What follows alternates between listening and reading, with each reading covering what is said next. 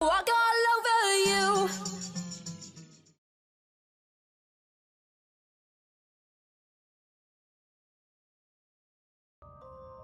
एक कहानी शुरू होती है 15 साल पहले एक प्रेस्टीजियस यूनिवर्सिटी से, जिस यूनिवर्सिटी में सेमेस्टर के बीच में ही एक नए स्टूडेंट का ट्रांसफर होता है और हॉस्टल में आज था उसका पहला दिन और वो स्टूडेंट था टोनी स्टार्क। हाय, मैं हूँ टोनी। लगता है हम लोग एक साथ रहने वाले हैं। वैसे हाउसिंग ऑफिस ने कहा कि तुम्हारा नाम विक्टर वॉन डूम है। लटवेरिया से हो। अगर मैं तुम्हें वीक कहूँ तो क्या तुम बुरा मानोगे? हाँ। ग्रेट।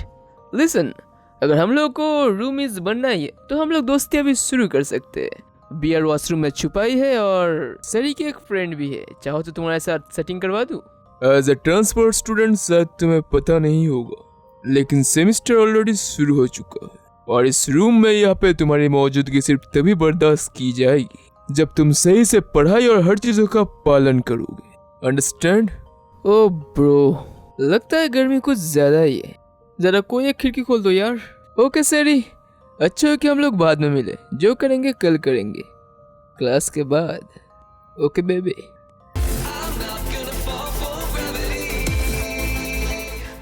जहाँ उस तरफ विक्टर वॉन डूम पूरा ध्यान लगा के पढ़ाई कर रहा था, वही इस तरफ टोनी पढ़ाई के साथ साथ जोर से म्यूजिक सुन रहा था।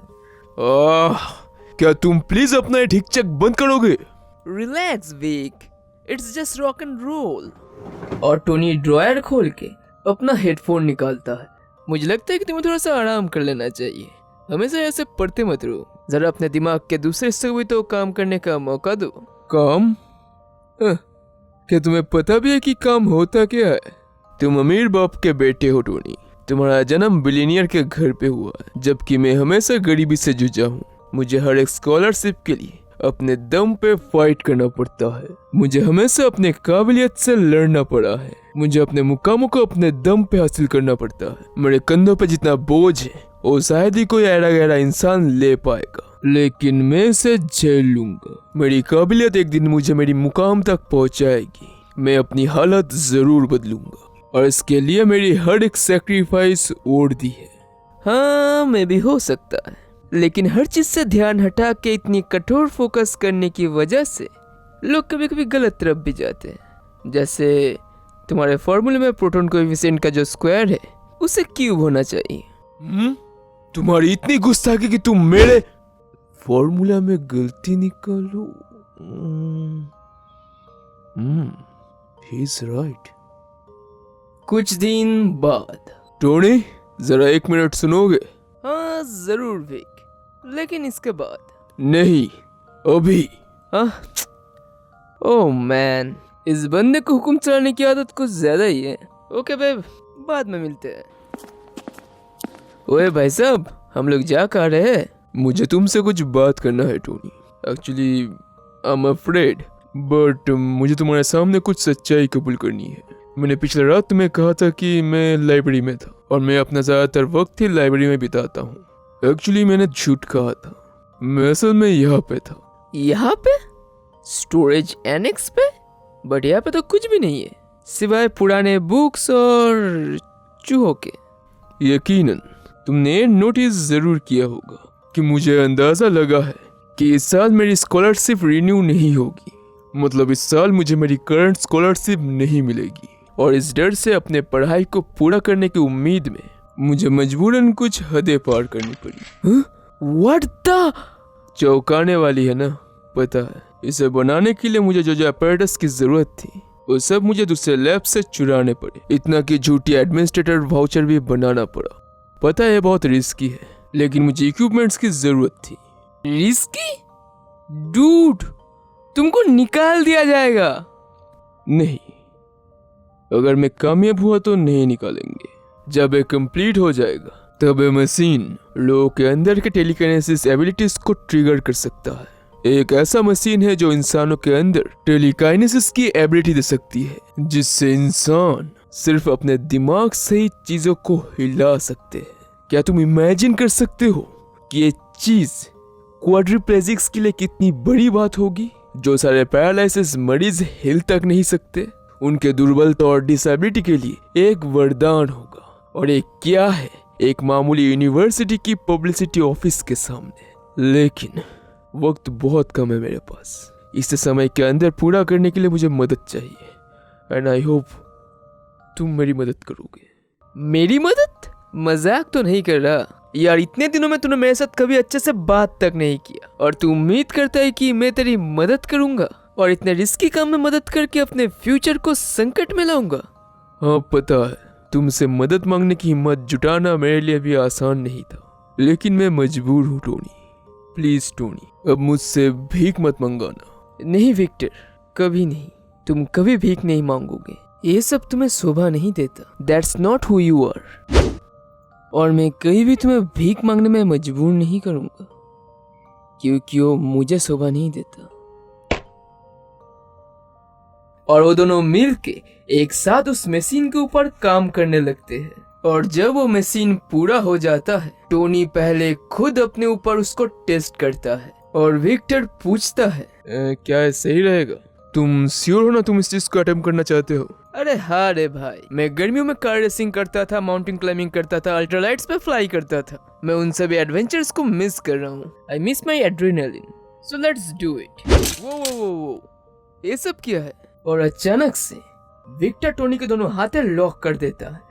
चिंता मत करो टोनी, ये हथकड़ी ऑटोमेटिकली खुल जाएंगे जब तुम मेरे लिए और ज्यादा खतरा नहीं रहोगे। और टोनी को पता चलता है कि विक्टर ने टोनी को धोखा दिया है। एक्चुअली ये डिवाइस कोई टेलीकाइनेसिस पावर देने वाली मशीन नहीं है, बल्कि ये डिवाइस है लोगों के दिमाग को अदल बदल करने की, जिससे कि विक्टर टोनी के माइंड के साथ अपने माइंड को बदल दे सके और विक्टर घुस जाए टोनी के बॉडी में और टोनी स्टार्क बन जाए विक्टर वॉन डूम। व्हाट? क्या? ऐसा नहीं हो सकता। एक कभी काम नहीं करेगा। तुम्हारा मशीन काम नहीं करेगा। ऐसा नहीं हो सकता, मैं बता रहा हूँ तुम्हें। टोनी टोनी टोनी, तुम अब कुछ नहीं बताओगे, क्योंकि तुम अभी कुछ बताने के लायक ही नहीं रहोगे। इस मशीन से तुम्हारे सारे मेमोरीज मिट जाएंगे। जब ये प्रोसेस सक्सेसफुल होगा तो मुझे तो सब याद रहेगा, लेकिन तुम एक ऐसे इंसान बनोगे जिसके पास पिछले कोई भी यादें नहीं रहेंगी। तुम एक पूरी तरीके से ब्लैंक इंसान बन जाओगे, जहाँ पे इस तरह मैं बनूंगा। तुम रईस टोनी स्टार्क। और तभी विक्टर दूसरे सीट पे बैठता है और सिर पे वो डिवाइस लगा के उस मशीन को चालू कर देता है और उस मशीन की प्रोसेसिंग चालू होती है। वो मशीन काम कर रहा था या नहीं वो तो पता नहीं, लेकिन उससे हुई आवाजें और चीखों से कॉलेज कैंपस के गार्ड्स वहाँ पे खींचे चले आते हैं और चीखने लगते हैं कि तुम लोग यहाँ पे क्या कर रहे हो, मदद करो मेरी। और उनमें से एक गार्ड विक्टर वॉन डूम को पहचान जाता है और कहता है, अरे ये तो वही बंदा है ना, लैटवेरियन लड़का, इसने इसके पहले भी बहुत बार गड़बड़ी की है। और दूसरा गार्ड टोनी स्टार्क को उठाता है। हे बच्चे, तुम ठीक तो हो ना? उसने मुझे मजबूर किया, उसने मुझे यहाँ पे ले आया, मुझे बताया कि वो मदद कर रहा है लोगों की। उसने मुझे तुम तो ही रईस टोनी स्टार्क हो ना? टोनी? क्यों? हाँ, मैं ही तो हूँ, मैं ही हूँ, टोनी स्टार्क। अनफॉर्चुनेटली वो मशीन काम कर गया और उस प्रोसेस में विक्टर वॉन डूम और टोनी स्टार्क के दिमाग अदल बदल हो गए। लेकिन अफसोस कि टोनी को ठीक से कुछ याद नहीं था। लेकिन इसके बाद से Tony Stark Victor von Doom के रूप में गुमनामी की जिंदगी जीने लगा और उस तरफ Victor von Doom Tony Stark के बॉडी में और टोनी की दौलत शोहरत वाली ऐशो आराम की जिंदगी जीने लगा। जहाँ इस तरफ विक्टर बन चुका टोनी बिना पैसों के, बिना उम्मीद के गरीबों की जिंदगी जी रहा था, अपने गम में, अपने नशे में डूबा रहने लगा। और उस तरफ टोनी स्टार्क बन चुका विक्टर वॉन डूम फैमिली का बिजनेस संभाल रहा था और टोनी के ऐशो आराम को एंजॉय कर रहा था। लेकिन वो अंदर से था तो विक्टर वॉन डूम ही, जिसके कारण उसके साथ पिता हावर्ड स्टार्क की बाताबाती बढ़ने लगी, झगड़े बढ़ने लगे और हावर्ड स्टार्क हैरान थे कि उसका बेटा ऐसे बदल कैसे गया। और जल्द ही टोनी स्टार्क बन चुका विक्टर ने षड्यंत्र करके हावर्ड स्टार्क को मरवा दिया और इस तरह विक्टर वॉन डूम बन चुका टोनी स्टार्क अपने गम और नशे से आगे बढ़ के दिल लगा के पढ़ाई करने लगा और बड़े बड़े स्कॉलरशिप्स हासिल किए और वो एक जीनियस बना।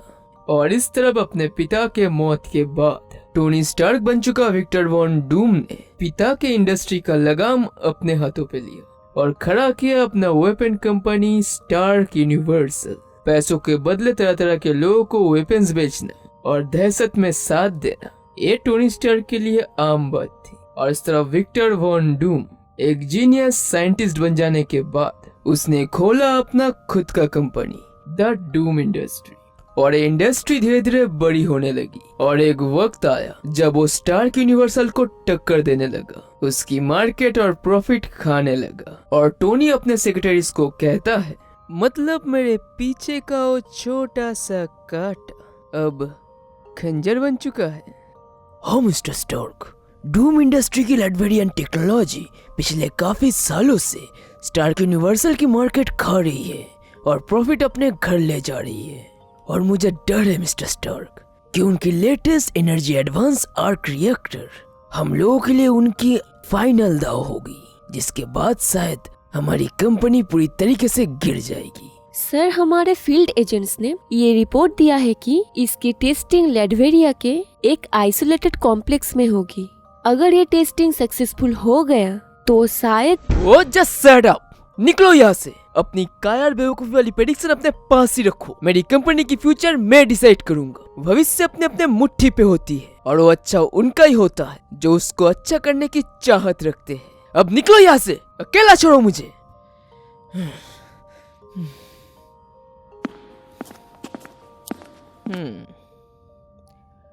डूम इंडस्ट्री की वो टेस्टिंग फेल करेगी क्योंकि मैं उसे सक्सेस होने नहीं दूंगा।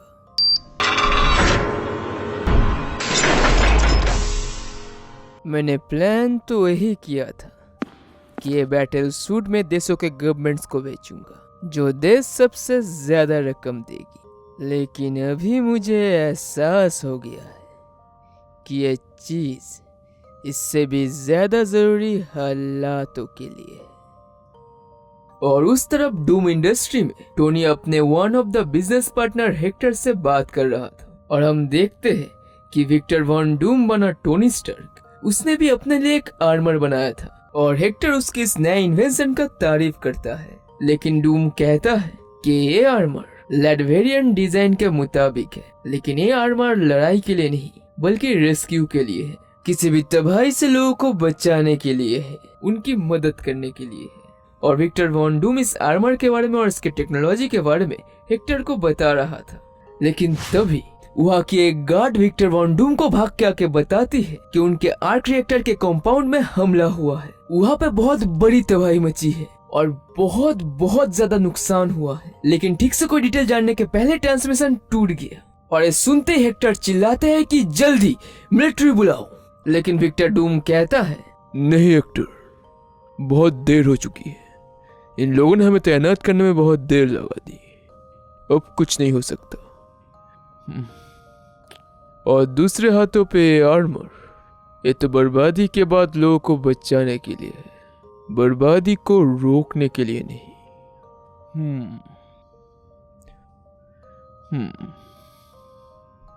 लेकिन एक सच्चा साइंटिस्ट वही होता है जो माहौल के मुताबिक अपने गलतियों को सुधार। और विक्टर वॉन डूम अपने रेस्क्यू आर्मर को पहन लेता है और उस तरफ लैडवेरिया के पास आर्क रिएक्टर के कंपाउंड में तबाही मचा रहा था शैतान टोनी स्टार्क। काम पूरा हुआ और अब मुझे सही वक्त के अंदर लंच करने न्यूयॉर्क वापस जाना है। क्यों ना तुम यहीं रुक जाओ और अपनी बातों को हजम कर लो। हाँ? ये आवाज डूम? टोनी स्टार्क, मैंने सोचा भी नहीं था कि तुम इतने साहसी होगे। सोचा तो तुमने बहुत कुछ नहीं था, लेकिन वो एक अलग कहानी है। और बात रही तुम्हारी प्रीसियस आर्क रिएक्टर की, तो उसकी की टेक्नोलॉजी मैंने इस बैटल सूट में डाउनलोड कर लिया है। हाँ, मुझे पता है कि तुम इसे दोबारा बना लोगे, लेकिन जब तक तुम इसे बनाओगे तब तक स्टार यूनिवर्सल का आर्क रिएक्टर मार्केट में अपना दबदबा फैला चुका होगा। नहीं, ये तो मेरी उम्मीद से भी ज्यादा आसान था। ओह नो, मैं उसे कैसे रोकूं? सिट, मैं कोई वॉरियर नहीं, और वैसे भी ये सूट तो रेस्क्यू के लिए है, बैटल के लिए नहीं। सिट सिट सिट सिट, मुझे उसे रोकना ही होगा। कैसे कैसे कैसे? हाँ, मैग्नेटिज्म। इस आर्मर का मैग्नेटिज्म बीम तबाही की जगह से मलबों को हटाने के लिए था। वो यहाँ पे भी काम करेगा क्योंकि उसका आर्मर मेटल का है। वो वाह, इम्प्रेसिव, लेकिन काफी नहीं।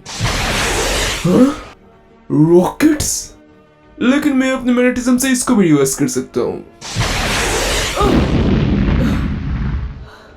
डूम, अच्छा ही होगा कि तुम मुझे जाने दो, तो शायद मैं भी तुम्हें जीने दूंगा। हो सकता है तुम्हारा आर्मर का सील्डिंग अच्छा है, लेकिन अफसोस कि मेरे बीम से वो नष्ट हो रहा है, और मुझे तुम्हें मारने के लिए बस एक होल करना होगा। और मुझे तुम्हें रोकने के लिए बस तुम्हारे पास पहुंचना है। आए ना हो, अब तुम गए डूम। ओह नो, वो तो दोबारा रॉकेट मिसाइल मारने वाला है, और मेरे बीम के गॉन्टलेट्स भी खराब हो गए। सिट, बचने के लिए मुझे ठीक से दिमाग लगाना पड़ेगा। दिमाग? या यही तो है, उसका सिस्टम मेरे सिस्टम की तरह ही है, और अगर मैं उसके सिस्टम की फ्रीक्वेंसी का नकल कर लूं तो मैं उसके हाथों से उसके आर्मर का कमांड छीन सकता हूँ। दैट्स राइट, मेरे रेस्क्यू आर्मर में ब्रेन इंजरीज के लिए ब्रेन को एक्सेस करने की फीचर्स है। मुझे बस स्टार्ट को एक पैटर्न को आइडेंटिफाई करना है। कमांड हो जाएगा। और डूम टोनी के आर्मर के फ्रीक्वेंसी को आइडेंटिफाई करके उसका कमांड अपने हाथों में ले लेता है, और उसके मिसाइल रॉकेट्स को लॉन्च होने देने के पहले ही उनको ब्लास्ट करवा देता है। क्या एक बात पता है चपरगंजू, तुम्हारा कमांड ही तुम्हारा खात्मा है स्टार्क, और अब ऐसा एक काम करने के लिए तुम अब सदियों जेल में सड़ोगे। नहीं नहीं, क्या क्या क्या क्या ख्याल है अगर हम दोनों एक सौदा कर ले तो? तुम मुझे छोड़ दो और मैं तुम्हें। यू आर डन टोनी, तुम खत्म हो चुके हो। तुम्हारे पास मुझे देने के लिए और कुछ नहीं है। हाँ, सिवाय तुम्हारी खुद की जिंदगी की। तुम्हें शायद थोड़ा बहुत याद आ ही गया होगा कि तुम कौन हो। Tony Stark. असल में तुम टोनी स्टार्क हो। उस दिन कॉलेज में मैंने तुम्हें धोखा देके तुम्हारे साथ मेरे दिमाग की अदला बदली कर दी थी। अब शायद तुम्हें सब याद आ रहा होगा। उस दिन मैंने तुम्हारे साथ छलावा किया था, लेकिन अगर तुम चाहो तो मैं उसे रिवर्स कर सकता हूँ। मैं तुम्हें तुम्हारी जिंदगी वापस दे सकता हूँ। तुम्हारा पैसा, तुम्हारा शोहरत, तुम्हारा खुद का लाइफ, तुम्हारा परिवार, तुम्हारा नाम, सब कुछ। नाम?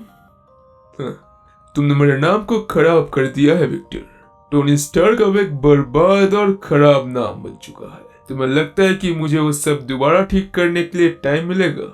नहीं, तुम्हारे करतूतों की सजा तुम्हें ही भुगतनी होगी। और मैटर ये नहीं है कि मेरा नाम खराब हो चुका है, बल्कि मैं अपना नाम इसलिए वापस नहीं लूंगा क्योंकि अब मैं हूँ विक्टर वॉन डूम, जो एक अच्छा इंसान है जिसके ऊपर लोग भरोसा करते हैं, एक सम्मानीय शख्स है। और मैं इसे खराब करने नहीं दूंगा क्योंकि अब मैं हूँ डॉक्टर डूम।